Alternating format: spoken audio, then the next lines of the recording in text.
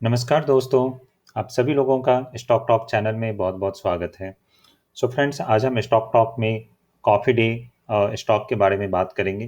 किसी टाइम पे ये हम सब सारे लोगों का फेवरेट स्टॉक हुआ करता था और लोग इसमें भर-भर के निवेश कर रहे थे। बट कुछ अनफॉर्चुनेट इंसिडेंट जिसमें प्रमोटर का डेथ भी है। उसके बाद इस कंपनी के बुरे दिन आए और कंपनी इवन की डीलिस्ट हो गई थी, इस पे ट्रेडिंग होना मना हो गया था।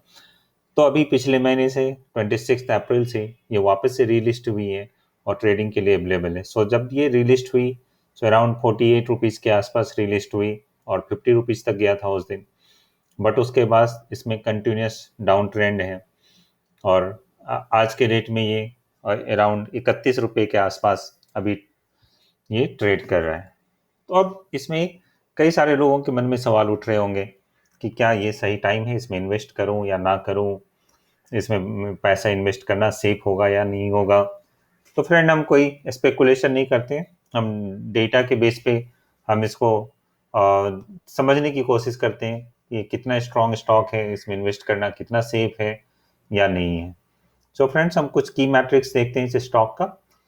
तो आप देखेंगे पी रेशियो इस स्टॉक का सिर्फ अभी 0.35 है, जबकि इस सेक्टर का जो पी रेशियो है वो 26.76 है।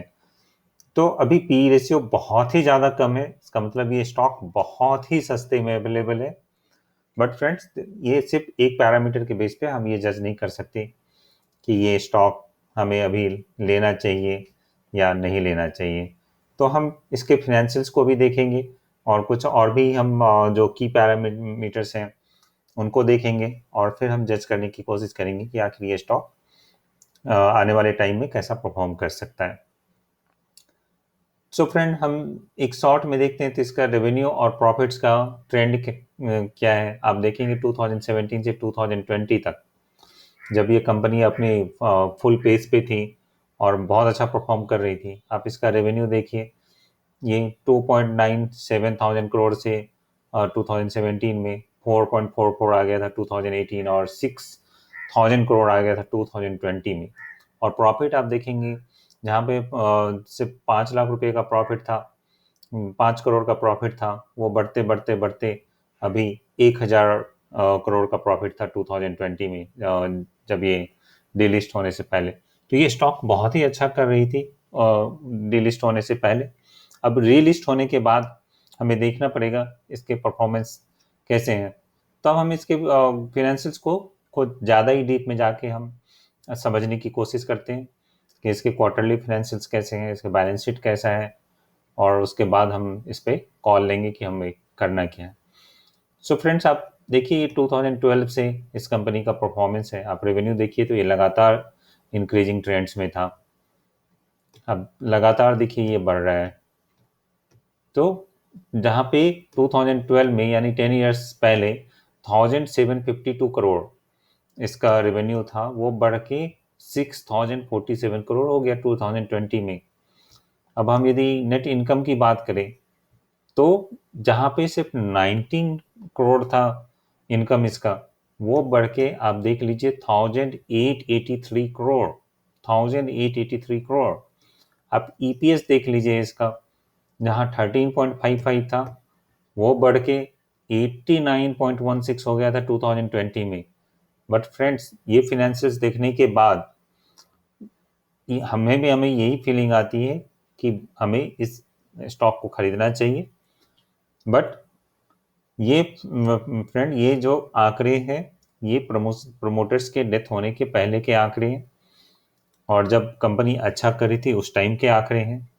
अब हम ये देखेंगे, समझने की कोशिश करेंगे कि क्या अभी भी ये स्टॉक उतना ही अट्रैक्टिव है, क्या हम इन्वेस्टमेंट अभी इन्वेस्ट कर सकते हैं या हमें अभी थोड़ा और वेट करना चाहिए। सो फ्रेंड्स, एक जो इम्पोर्टेंट क्राइटेरिया होता है किसी भी स्टॉक को समझने का कि उसका शेयर होल्डिंग पैटर्न हम देखते हैं और देखते हैं कि इसमें लोगों ने अपने पोजीशन कम किए हैं या बढ़ाए हैं। तो आप यदि ये देखेंगे, ये प्रोमोटर्स की होल्डिंग है। सो फ्रेंड्स, आप देखिए प्रोमोटर्स की होल्डिंग दिसंबर में 17.64 ही था, वो और कम होके मार्च 20 में सिर्फ 15.23% रह गया। तो ये बहुत ही कमजोर स्टॉक है फ्रॉम दिस पर्सपेक्टिव कि प्रमोटर्स के तो इसमें शेयर ही नहीं है। और जो भी 17.64% था, उसमें सिर्फ सिर्फ 12.56 सॉरी सिर्फ 5.08% शेयर ही है जो प्लेस्ड नहीं किया है इन्होंने। उसमें से इन्होंने 13% ऑलमोस्ट शेयर प्लेस्ड किया हुआ है। और आप ये देखिए, जो ये येलो लाइन है वो प्लेस्ड किया हुआ शेयर है। तो आप देखिए, यदि हम लेटेस्ट वाला देखें, मार्च 20 का हम यदि देखें, तो यहाँ पे प्लेस्ड किया हुआ शेयर 8% है और अनप्लेस्ड सिर्फ 7.22% है। तो प्रमोटर्स की होल्डिंग बिल्कुल भी नहीं है, बहुत कम है। और ये किसी भी स्टॉक को रिस्की बनाता है, क्योंकि प्रमोटर्स के खुद के पैसे उतने दांव पे नहीं लगे हुए हैं। तो वहाँ पे एक रिस्क फैक्टर तो बनता है। चलिए अब हम देखते हैं कि इसमें म्यूचुअल फंड और बाकी एजेंसियां कैसे, जैसे म्यूचुअल फंड है, डोमेस्टिक इंस्टीट्यूशंस हैं और फॉरेन इंस्टीट्यूशंस हैं, उन्होंने अपने पोजीशन कम किए हैं या बढ़ाए हैं, क्या किए हैं। तो हम ये देखें, जहाँ म्यूचुअल फंड्स दिसंबर 19 में 2.45 था, वो कम होके मार्च में 2.31% है। सो ऑलमोस्ट ये स्टेबल है।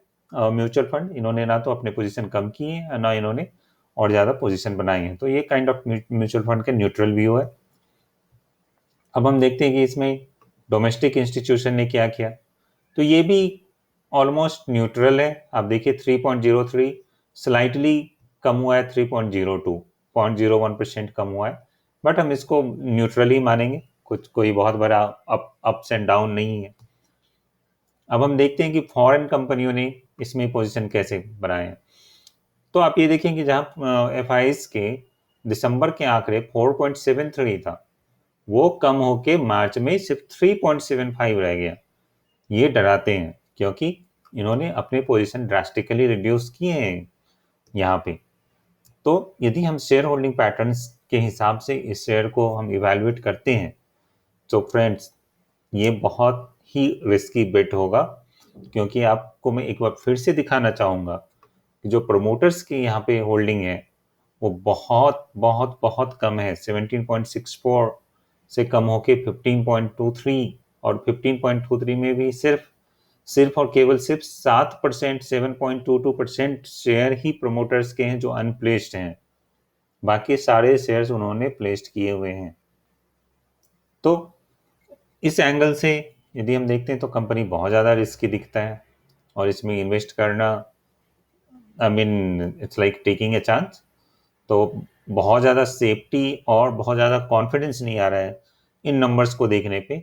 हाँ, फिनेंशियल्स को देखने के पे और पास्ट जो ट्रैक रिकॉर्ड है, definitely it's must buy, but it would be like taking a chance.